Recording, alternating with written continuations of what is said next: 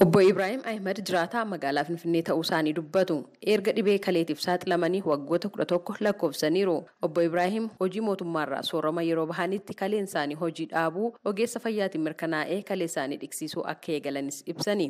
የሚከናወነው በሳምንት 3 ጊዜ ነው። ለአንድ እጥበት 1300 ብር ነው የሚከፈለው።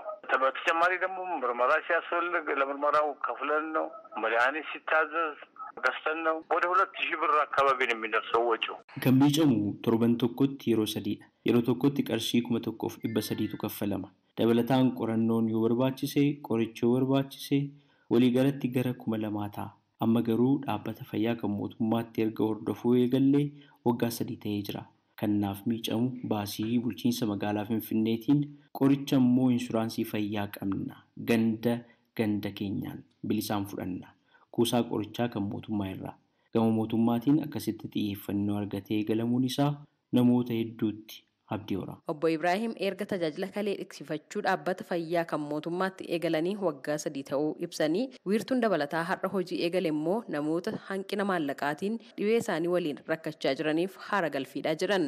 Hundeessa waldaa deeggarsa dhukkubsattoota kalee Itoophiyaa Obbo Salamoon Asaffaa gama isaaniin akka biyyaatti namoonni 4600 ta'an tajaajila kalee dhiqsifachuu dhaabbilee fayyaa dhuunfaaf mootummaatti argachaa jiru jedhan.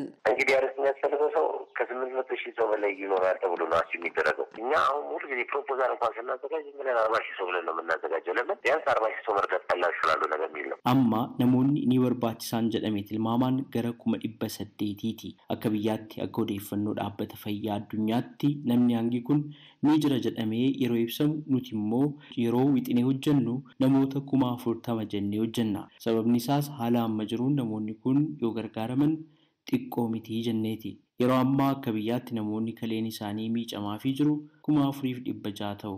Namootni maallaqa ittiin miicamu hin qabne abdii muratanii gara manaatti deebi'an yeroo gabaabaa keessatti lubbuun isaanii darbuu dhaga'ama. Egaan har'a kan eegale hospitaalli Minilik maashinoota 30 galcheera.